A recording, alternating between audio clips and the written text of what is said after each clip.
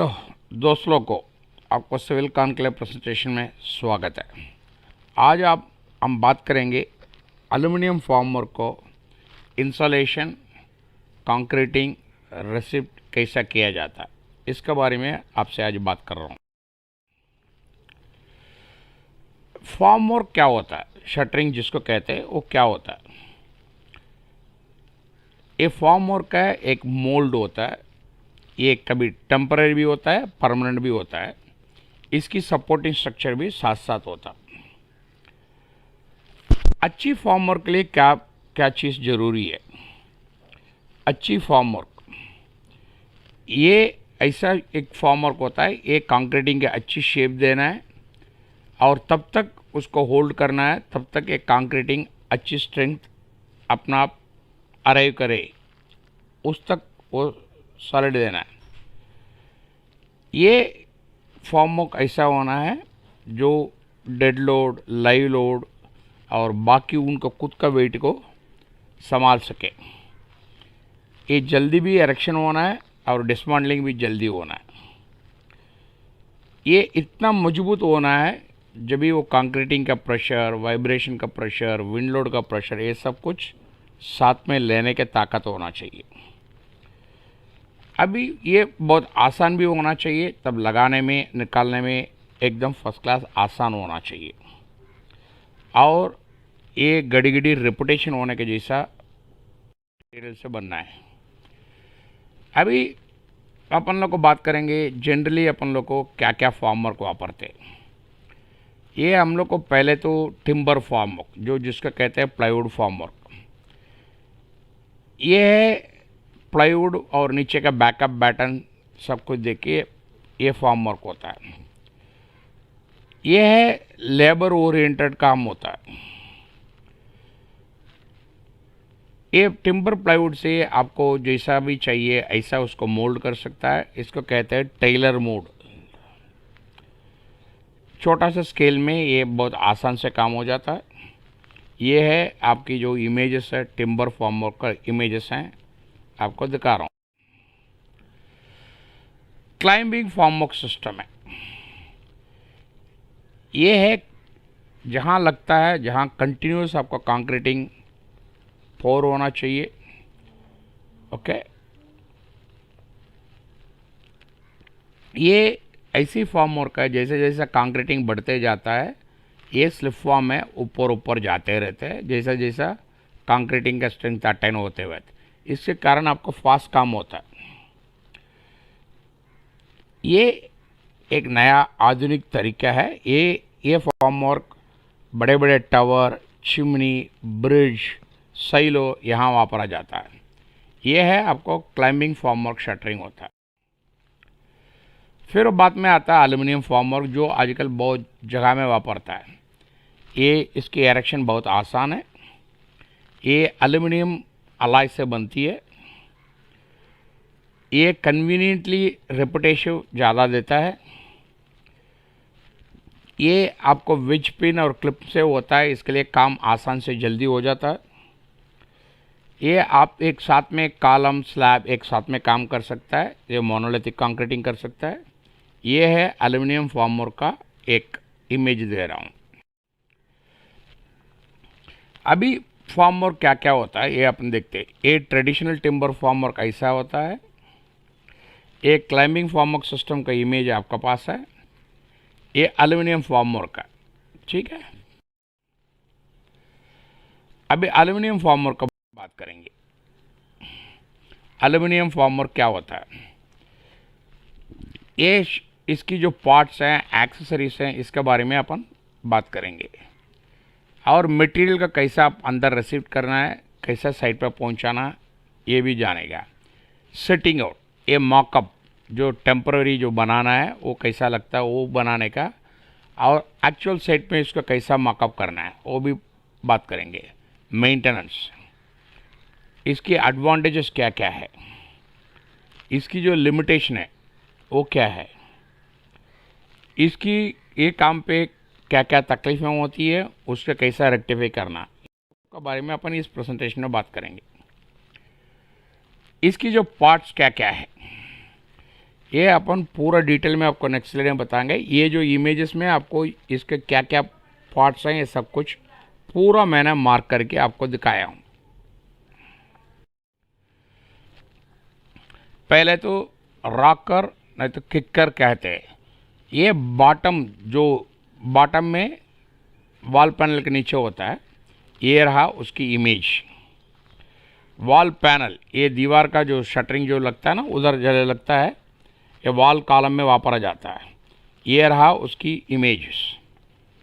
Kicker ये external peri peri में erection जो करने का पैनल एरेक्शन करने के लिए लगाते हैं। ये है उसकी इमेज है। डेक पैनल है जो स्लैब में जो वापरता है, जो स्लैब शटरिंग जिसको कहते हैं उसको बोलते हैं डेक पैनल। ये ऐसा होता है। एक्सटर्नल कॉर्नर किकर जहाँ जहाँ आपको बिल्डिंग का जो कॉर्नर जहाँ होता है वहाँ एक एक्सटर्नल कॉर्नर किकर वापरा जाता है। इसकी जो इमेज यहाँ है। इंटरनल कॉर्नर जैसा आपका एक्सटर्नल साइड एक हो गया ऐसा इंटरनल साइड भी होगा। उसकी जो जहाँ पे वापरता है उसको बोलते हैं हम लोग इंटरनल किकर। ये इसके इमेज है। एक्सटर्नल कॉर्नर वर्टिकल जहाँ आपको कॉर्नर जो वहाँ घूमता है उसका जो वर्टिकल मेंबर जो लगता है उसको लगता है हम लोग कहते हैं एक्सटर्नल कॉर्नर वर्टिकल। उसकी जो इमेज ये रहा। सॉफ्ट कॉर्नर जो आपको स्लैब में जो सॉफ्ट जो बॉटम आता है उसका कॉर्नर में जो लगता है वो है ये रहा उसकी जो सॉफ्ट कॉर्नर है। सॉफ्ट लेंथ है ये जो स्लैब और बीम बॉटम का जो जहाँ जंक्शन में वापरते हैं। ये रहा उसकी इमेज। एंड बीम जो जहाँ बीम एंड होता है जहाँ स्लैब उसको ऊपर जो बैठता है ये है ये स्लैब का एक अंगहीन पार्टनर होता है। ये रहा उसकी इमेज। डेक फिलर जहाँ जहाँ स्लैब में गैप होता है जो भी है उसको जो फिलिंग करने के लिए ये बोला जाता है deck filler. Prop head slab ये जो स्लैब का सॉफ्ट में जो आप लोग को जो मुंडा जैक जो भी कहते हैं इसको बोलते हैं हम लोग को प्रॉप हेड स्लैब। ये रहा बॉटम में ये जो लगता है टॉप में ये लगता है। बीम बार ये जो मिड बीम है ना उसको जो फिक्स करने के लिए वापरता है। ये बीम ऐसे एक चीज़ है इसके कारण आप जल्दी से शटरिंग निकाल सकता है व्हेन द स्लैब का जो भी आप कास्ट करने के बाद। उसकी जो इमेज है ये है। Prop head for soft beam जो आपको जो मुंडा जो भी जैक मुंडा जो बोलते हैं उसको जो एडजस्ट करने के बाद उसका लेवल पे जो लगता है उसको बोलते हैं हम लोग को प्रॉप हेड। ये रहा उसकी इमेज है। मिड बीम ये जो डेक पैनल का जो भी है जो स्लैब का जो शटरिंग का जो सपोर्ट जो करता है उसको बोलता है मिड बीम। ये बीम और स्लैब के बीच में होता है। इसकी इमेज ये रहा। प्रॉप लेंथ आपको जो मुंडा का जो लेंथ है जो जैक मुंडा जिसको कहते हैं वो है प्रॉप लेंथ है। ये रहा उसकी जो प्रॉप लेंथ का इमेज। कैंटिलीवर प्रॉप हेड जैसा जैसा आपको स्लैब में कैंटिलीवर पोर्शन होता है छजिया का पोर्शन होता है वहाँ उसकी ये सपोर्ट लगता है। ये उसका इमेज है। वेलर जहाँ आपको शटरिंग जो वॉल पैनल जो हाइट लगता है उसके पीछे से एक सपोर्ट लगती है उसके कहते हैं हम लोग को वेलर। उसके इमेज ये रहा। विंग नट ये जो आपको सेफ्टी प्लेटफॉर्म जो भी है बार का तरफ से बिठाने के लिए वहाँ वापरा जाता है। उसके इमेज ये रहा। डाइविज पेन ये जो वेलर जो वेलर का जो है ना ये जो है ये जगह जो लगता है उसको हम लोग यूज़ करते हैं डाइविज पेन। उसकी इमेज रहा। ब्रैकेट ये बार का फेरी पेरी में जो आपका जो ब्रैकेट बार से लगाना है क्योंकि आपको अगले स्लैब को उठाने के लिए वहाँ से आदमी खड़ा हो कि आपको पैनल ऊपर उठा सकता है उसके लिए ये जो वापरा जाता है ये है उसकी जो ब्रैकेट का ये है। वेज पिन है ये जो आपको पैनल वेनल जो भी जो जॉइन होता है उसको कहते हैं वेज पिन। वो है ये। पीवीसी कोन ये जो आपको टाई राड वी राड में जो भी आपको लगाना है, पीवीसी कोन लगाना है, उसका कहते हैं हम लोग पीवीसी कोन। ये रहा उसका इमेज। संक ब्रैकेट, जहाँ जहाँ स्लैब जो संक होता है, जैसे टॉयलेट एरिया, वहाँ वहाँ इसको वापरा जाता है। उसकी जो इमेज है ये रहा। पैनल पुलर, जैसे आपने कंक्रीटिंग करने के बाद पैनल को खोलने के लिए वो मटेरियल का वापरता है, इसके कहते हैं हम लोग पैनल पुलर। वॉल टाई, ये जो आपने जो टाई रॉड जिसको कहते हैं, उसके ही हम लोग इसको वॉल टाई कहते हैं। इसकी जो इमेज है ये है। टाई पुलर, जब भी आपको टाई व्हील लगने के बाद उसको खोल के कैसा निकालेगा, ये है एक टाई पुलर है। ये टाई करके उसको हम खोल देते हैं। स्क्रैपर, ये जो है आपको शटरिंग कंक्रीटिंग होने के बाद उसको जो कंक्रीटिंग विंगीटिंग जो भी क्लीन करने के लिए वापरते हैं, उसको बोलते हैं स्क्रैपर। ये रहा ये। अभी प्रोसेस फ्लो क्या होता है, पहले गुड फॉर कंस्ट्रक्शन का ड्राइंग इश्यू होता है वेंडर को। वेंडर उसके हिसाब से एक शेल प्लान बना के देता है। ये शेल प्लान है आपका क्लाइंट अप्रूव करता है। उसके बाद फैब्रिकेशन फॉर्म वर्क का रेडी होता है फैक्ट्री में। फिर डिस्पैच ऑफ द मटेरियल होता है साइट की तरफ। अप्रूवल ऑफ द क्लाइंट का मॉकअप का क्लाइंट होता है। फिर मॉकअप फॉर्म ऑफ फैक्ट्री में तैयार हो जाता है। आप मटेरियल लाने के बाद स्टेक कैसा करते हैं इसका बारे में बात करेंगे। ये देखिए मटेरियल आ गया साइड पे, इसी तरह से उसको स्टेकिंग करते हैं। ये जैसा part wall panel, wedge panel, ये सब अलग अलग करके उसको आपको स्टेक करना है, क्योंकि इसी के कारण आपको काम आसान होता है। ये देखिए, ये जहाँ का एक मॉडल है, मैं अलग अलग जगह में साइड पे कैसा स्टेक किया हूँ वो सब बता रहा हूँ। ये जैसा आपको मटेरियल डिलीवरी के साथ में एक आइटम लिस्ट आता है, उसके हिसाब से एडजस्ट करके इसको लगाना पड़ता है। दिस इज आपको बिल्डिंग के एक एक पार्ट का अलग अलग मटेरियल आता है। ये मटेरियल यार्ड में ऐसा स्टेक किया जाता है आइडेंटिफिकेशन मार्क का साथ में। वॉल पैनल कोई मार्क दिया जाता है, ये सब ऐसा ऐसा अलग है। हम अभी सेटिंग करेंगे, इसके बारे में बात करेंगे। मॉकअप, पहले मॉकअप करने के पहले ग्राउंड पीसीसी लेवल से बराबर हो गया कि वो पहले देखिए। ये रहा उसका इमेज। फिर शेल ड्राइंग के हिसाब से मोकवाल का एरेक्शन करना है और अंदर का रूम डायमेंशन चेक कीजिए। अभी कुछ सामान उसमें छूट गया तो मैन्युफैक्चरर को आप इंफॉर्मेशन कीजिए। ये रहा ड्राइंग के हिसाब से किया हूँ। ये रहा मोकअप है, एक कैसा कैसा मोकअप कर दिया वो सब दिखा दिया हूँ आपको। ये इसका पहले अपन ग्राउंड सर्वे कर लेते हैं, कैसा भाई ज़मीन लेवल पर है, क्या नहीं, ये सब चेक कर लेते हैं। मॉकअप, ये मॉकअप आपको एक बार अप्रूव हो गया, उसको हम लोग को अलग अलग नंबर से मार्क करते हैं। समझो अभी T2 टावर 2 है, E का मतलब यूनिट E है, X का मतलब एक्सटीरियर पैनल है, W12 वॉल पैनल का नंबर है, और नहीं तो 12वां नंबर है। जहाँ से आप चालू करते हैं तो 12 नंबर में चला जाएंगे, ऐसा करके। ये रहा इसकी जो मार्किंग्स हैं, आप देख सकते हो। ये पूरा मार्किंग है, आपके पास सब कुछ दिखता है, ठीक है।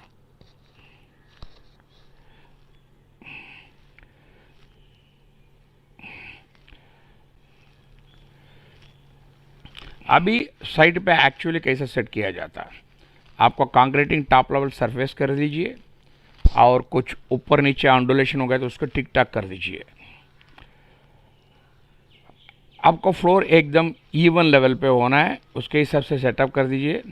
आपको XY डायरेक्शन मार्क कर दीजिए स्लैब में। ये रहा उसकी जो फिटिंग करने के जो प्रोसीजर्स हैं, ये आपको बता रहा हूँ।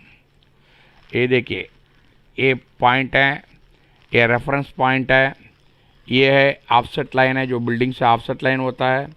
ये डेविएशन है, इनसाइड फ्रेमवर्क का वॉल का मार्क किया जाता है। उसके बाद इसके हिसाब से पैनल खड़ा किया जाता है। सो आपको मॉकअप साइड पे एरेक्शन हो जाता है। वॉल कॉलम, इसकी जो मार्किंग से 300 mm ऑफसेट करके एक वुडन पेग लगाइए। 1 मीटर सेंटर सेंटर पे। अलाइनमेंट जो बार का जो अलाइनमेंट है फेरी पेरी में, उसके किकर का जो भी अलाइनमेंट है बराबर चेक कीजिएगा। जो भी कचड़ा पुटी है वो सब निकल गया क्या, वो सब चेक कर लेना। ये रहा जैसा आपको मैं दिखा रहा था। ये देखिए 300 mm का आगे जाके मार्क करके मैं लगा रहा हूँ। ये देखिए सेंटर लाइन का मार्किंग है। ये सब कुछ हम करके रखते हैं। एक्चुअल साइट में क्या होता है, पहले 300 mm दूर है, आपको 1 मीटर सेंटर सेंटर से आपको वुडन पैनल लग जाना चाहिए। ये रहा, ये देखिए आपको मार्किंग करके रखा हूँ मैं कैसा फिटिंग होता है। फिर कवर ब्लॉक उसके रेइंफोर्समेंट के पास लगाया जाता है। ये रहा कवर ब्लॉक का जो कैसा लगाया वो सिस्टम आपको बता दिया। अभी फर्स्ट लेवल का वुड किकर है, जो किकर जिसको कहते हैं वो लगाना चाहिए और उसको ठीक ठाक करना चाहिए। ये रहा वुड किकर, क्योंकि इस वुड किकर के ऊपर आपको ये वॉल पैनल यहाँ कंक्रीटिंग में बैठेंगे, फिर आपको सब ऊपर से जाए। ये ब्रैकेट है, ये सेफ्टी के लिए। वॉल फॉर्मर कैसे किया जाता है, ये लगाने के पहले आपको पूरा पैनल का क्लीन कीजिए। उसका अंदर शटरिंग ऑयल, जो भी शटरिंग रिलीज करने का ऑयल एप्लीकेशन कीजिए। ये पैनल है बार का तरफ से लगा के अंदर आना चाहिए। जैसे आप हम लोग ऑलरेडी पैनल नंबर सब मार्क किया उसके हिसाब से होता है। आप पुराना ज़माना में देखोगे पान पट्टी के दुकान में 1 2 3 4 और 5 ऐसा करके पट्टा में नंबर लगाया हुआ रहता है। वो उसके हिसाब से लगाने से वो आपका अपना आप ऐसा बढ़ जाता है। तो ऐसे ही ये भी है। आप सिर्फ टेम्पररीली आपको 2 पिन से लगवाइए। पूरा तैयार होने के बाद सब अलाइनमेंट चेक करने के बाद फिर बाद में आप पूरा पिन लगा के टाइट कीजिए। एक्सटर्नल वॉल पैनल में आपको किकर ये सब कुछ बराबर लगी है क्या, वो सब ड्राइंग के हिसाब से चेक कर लीजिएगा। वॉल पैनल का लंबा गलंबा बराबर चेक कीजिएगा। आपको टाई पिन सब कुछ बराबर लगी है वो एक बार चेक कर लीजिएगा। ये सब चेक होने के बाद आपको बीम साफ फिट लगता है, that is the bottom of the slab, और ये सब कुछ लगाना चाहिए ड्राइंग के हिसाब से। एक्सटर्नल सोल्जर उसके बाद लगाया जाता है, क्योंकि आपको जो शटरिंग विटरिंग जो भी है आपको नहीं निकलना चाहिए। ये रहा, आप देखोगे पैनल नंबर सब कुछ मार्क किया गया। ये सब होने के बाद ये साफ फिट लगना चालू हो जाता है। स्टेयरकेस कैसा लगाया जाता है, ये जो भी स्टेयरकेस के जितने भी पैनल है ड्राइंग के हिसाब से लगाना जरूरी है। पहले वही स्लैब हैं जो आपको स्लैब का जैसा इंस्टॉलेशन किया था ऐसे ही काम करना चाहिए। लैंडिंग ये सब कुछ लेवल चेक कीजिए, उसकी जो स्लोप है वो बराबर है कि नहीं वो एक बार चेक कर लेना।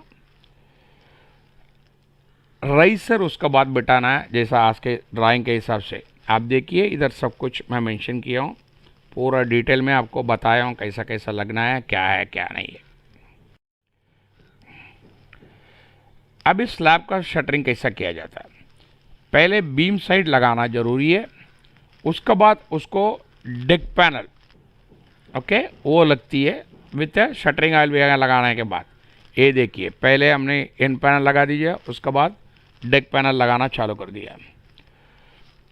उसके बाद प्रॉप लेंथ को एडजस्ट करके उसके हिसाब से आप बराबर बिठाइए, सो दैट आपको स्लैब लेवल ऊपर नीचे नहीं हो जाए। ये देखिए हमने प्रॉप लेंथ लगा दिया है, फिर बाद में इसके ऊपर डेक लेंथ लगाता ही जाता है। डेक बी में ये सपोर्ट और असेंबली हिसाब से होना चाहिए। आप देखिए डेक बीम का असेंबली कैसा करते हैं। ओके, ये जैसा जैसा पूरा डेक पैनल लगाते जाएगा आपको पूरा स्लैब जैसा इधर स्लैब में डालते जाता पूरा आपका स्लैब तैयार हो।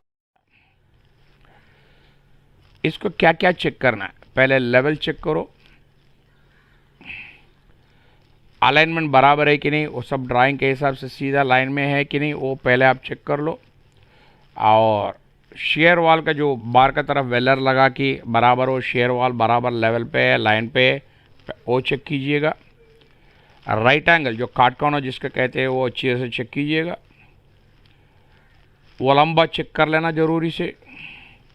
ये देखिए हमने कैसा चेक करता हूँ आपको, जो वो लंबा ये सब कुछ मैं ये आपको इमेज आपको दिखा रहा हूँ, डिस्टेंस कैसा चेक करता है सेंटर लाइन। ये देखिए ओलंबा चेक करता हूँ, ये सब कुछ आपको बता रहा हूँ। लेवल, ये जो टॉप लेवल जो होने के बाद टॉप लेवल में स्लैब का लेवल बराबर है कि नहीं एक बार चेक कर लेना। ये देखिए हम लोग ने लगा के चेक करते हैं पूरा टॉप लेवल बराबर है कि नहीं। अलाइनमेंट, आपकी जो शटरिंग विटरिंग बराबर लाइन लेवल पे है क्या, वो सब कुछ चेक करना है। और जितने भी नट बोल्ट बराबर लगी है कि नहीं, ये सब कुछ चेक करना है। ये देखिए ये सब कुछ हम लोग ने लगा के चेक करते। फिर ओलंबा गलंबा चेक करो, कॉर्नर बराबर है कि नहीं, काटकोना बराबर है कि नहीं, वो आप चेक कीजिएगा। और जितने भी ओपनिंग्स हैं उसकी साइज़, उसकी जो पोजीशन बराबर है कि नहीं, वो सब चेक करना। ये देखिए हमने आपको बताया इधर ओपनिंग कैसा बिठाते हैं, साइज फीस पूरा चेक करना ज़रूरी है। बार का तरफ जो भी प्रोजेक्शंस हैं, एलिवेशन प्रोजेक्शन, ये सब कुछ बराबर है, ग्रूव्स हैं बराबर है, ये सब आप चेक कर लेना। और आपका स्लैब में जो कॉन्ड्यूट लगती है, पाइप का कॉन्ड्यूट लगता है, वो बराबर है कि नहीं एक बार चेक कर लीजिएगा। ये देखिए हमने जो लगाया उसके बाद हम पूरा चेक करते हैं। ये देखिए कॉन्ड्यूट विंड्यूट लगाया हुआ, उसके बाद हम उसको चेक करते हैं।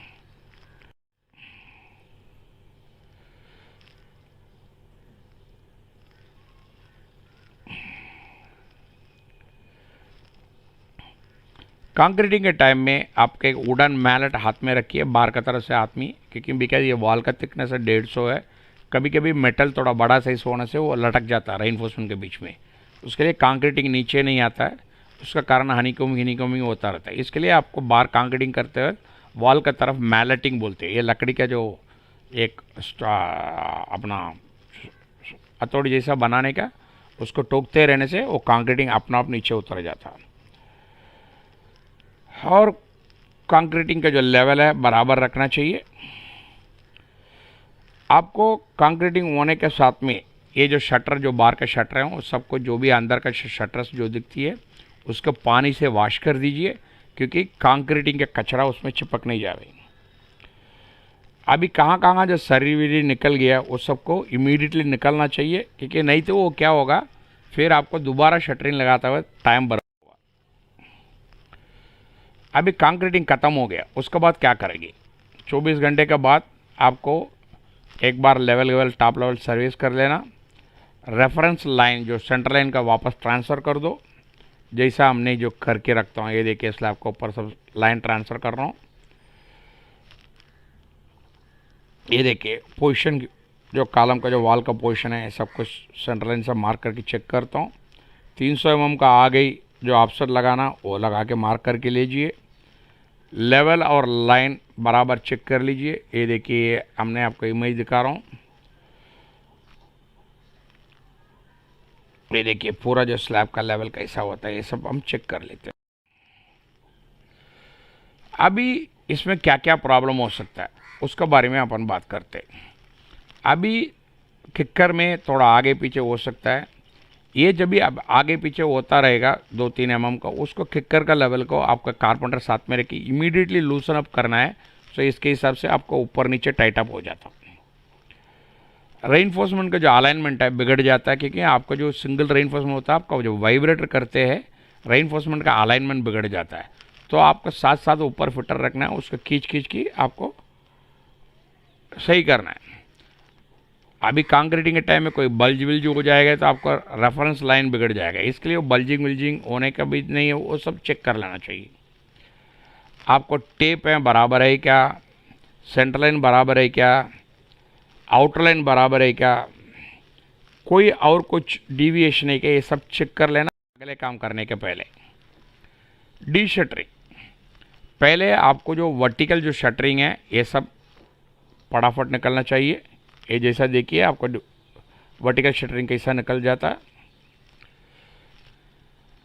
ये कैसा किया जाता है, ये जो सांदा का अंदर जो मोटर रहता है उसको आप निकालेंगे तो अपना आप ऑटोमेटिकली आपको शटर निकल जाता है। इसके पैनल पुल्लर करके जो मैं आपको पहले दिखाया हूँ वो लगा के खींचने से आपको शटरिंग बाहर आ जाता है। ये देखिए कैसा उतरता हूँ, शटरिंग डी शटरिंग करता हूँ। ये नंबर वाइज आपको निकालना है, सो इसके लिए आपको अगले काम पर कोई तकलीफ नहीं हुआ। और ये जो पैनल है उसके हिसाब से ही आपको स्टेकिंग करना है। सो इसका कारण क्या होता है, आपको अगले लेवल में कोई तकलीफ नहीं हो जाएगा। ये देखिए कैसा करके रखा है। सेफ्टी ब्रैकेट कैसा लगाया जाता है, ये जो आपका एक्सटर्नल पैनल निकलने के बाद ये जो रॉड लगा के आपको सेफ्टी ब्रैकेट लगाना चाहिए। जैसा जैसा मैंने आपको दिखाया, ये सेफ्टी ब्रैकेट है। ये तब आपको आदमी लोग काम करते हुए ये सेफ्टी ब्रैकेट में आपको नेट वेट लगा देते, कोई आपको नीचे के जो आदमी काम करता है उसको कोई नुकसान नहीं होगा। आप ये जब लगती है आपको एक्सटीरियर पैनल निकालने के बाद, ये जो आपको जो टाई है आप टाई पुल्लर से ही निकलवाइए, नहीं तो टाई रॉड बेंड हो जाएगा। ये देखिए, आपको देखिए टाई पुल्लर लगा के मैं कैसा निकल रहा हूँ। ग्राउटिंग, जैसा आपको शटरिंग वटरिंग खुल जाएगा और जो जहाँ भी आपको जो टाई रॉड का जो भी होल रहेगा उसको आप नॉन स्ट्रिंग ग्राउंड से फिलअप कर लेना ज़रूरी है।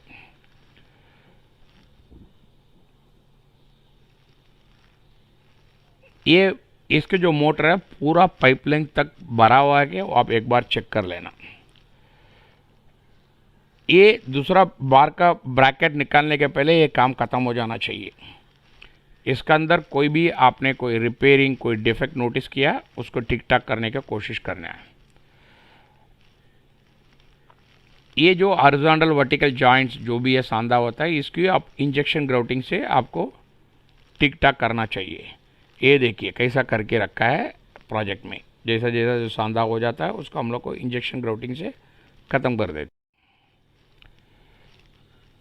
ये जनरल तकलीफ़ क्या होता है साइड पे, ये आप गलत जगह का गलत प्रॉप लगाया, आपका स्लैब ऊपर नीचे हो सकता है। इसके लिए आपको ये काम करना पड़ता है, स्टैकिंग के टाइम बराबर उसको स्टोरेज करेगा तो आपको कौन सा नंबर का ये प्रॉप्स हैं कहाँ जाएगा ये सब पता चलता है। इसको जल्दी भी जो प्रिस्क्राइब टाइम उसके सिवा उसको जो आप प्रॉप निकालोगे हो सकता है कंक्रीटिंग सैगिंग भी हो सकता है, तो इसके लिए जो प्रॉपर टाइम है उसका देख के उसको निकलवाइए। ये देखिए पूरा इमेजेस हैं आपको दिखा रहा हूँ कैसा कैसा हम लोग को डी शटरिंग करते हैं। ये राइट एंगल में डिविएशन हो सकता है क्योंकि आप जल्दी शटरिंग निकल दिया तो, नहीं तो बराबर सपोर्ट नहीं लगाएगा तो वो भी एक प्रॉब्लम हो सकता है। उसको पहले आप देखिए, इधर है आपको दिखा रहा हूँ कैसा एक डिविएशन हो गया, थोड़ा सा बल्जिंग जैसा हो गया क्योंकि सपोर्ट बराबर नहीं लगाया, उसको टिक टाक कर दिया। शटर में गैप हो सकता है क्योंकि आपका पैनल बराबर विच पिन बराबर नहीं लगाया, उधर गैप आएगा। सो वो भी टिक टाक अटन कर दीजिएगा। ओपनिंग साइज है थोड़ा ऊपर नीचे होता है क्योंकि कभी हो सकता है अपने प्रॉप्स जो सपोर्ट है टाइट कर दिया, नहीं तो लूज़ कर दिया, इसके लिए आगे पीछे हो सकता है, उसको भी बराबर टिक टाक करके लगाना। वो अवॉइड करने के लिए ओपनिंग के जो शटर लगने के बाद अंदर का तरफ से एक स्टिफनर लगता है जो आपको अंदर बल्ज होके नहीं आ जाए। ये देखिए, ये मैं आपको दिखा रहा हूँ, ये सब कुछ आपको इधर इमेज दिखाया। अब ये संक स्लैब कभी कभी फिलअप हो जाता है। क्यों? आप तब स्लैब भरते हुए जो जान से नहीं देखा होगा, कहीं गैप रहेगा, उसका अंदर से कंक्रीटिंग अंदर होके आपको संक स्लैब भर जाते हैं।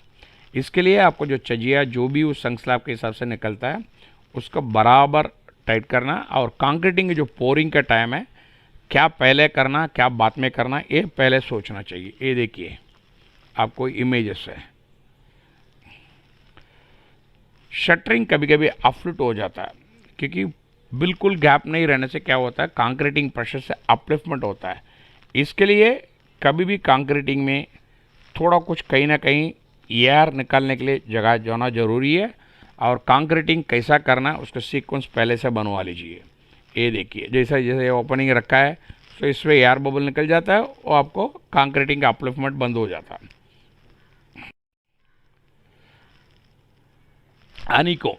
हनीकॉम कभी भी कंक्रीटिंग होता है बिकॉज आपको जो कंक्रीटिंग वाइब्रेशन बार का तरफ मैलेटिंग बराबर नहीं करेगा, कंक्रीटिंग पूरा बॉटम तक नहीं उतरता, इसका कारण हनीकॉमिंग होता है।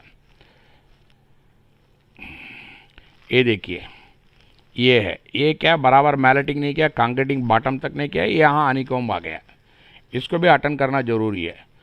ये कारण क्या होता है, हो सकता है वाइब्रेशन कम किया होगा, नहीं तो वाइब्रेशन ज़्यादा किया होगा। दूसरा कारण ये भी हो सकता है स्टील आगे पीछे हो जाता तब कंक्रीटिंग करते हुए।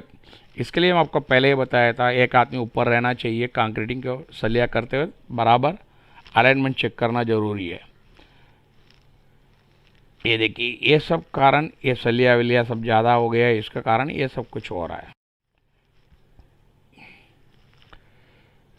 ये विंडो का कॉर्नर में जो क्रैक होता है, ये क्यों होता है? आपने बराबर वो जो डायगोनल का ब्रेसिंग व्रेसिंग बराबर नहीं लगाया होगा, तो अब खोलते वक्त शटरिंग डी शटरिंग करते वक्त वो कॉर्नर टूटने का चांसेस रहता है।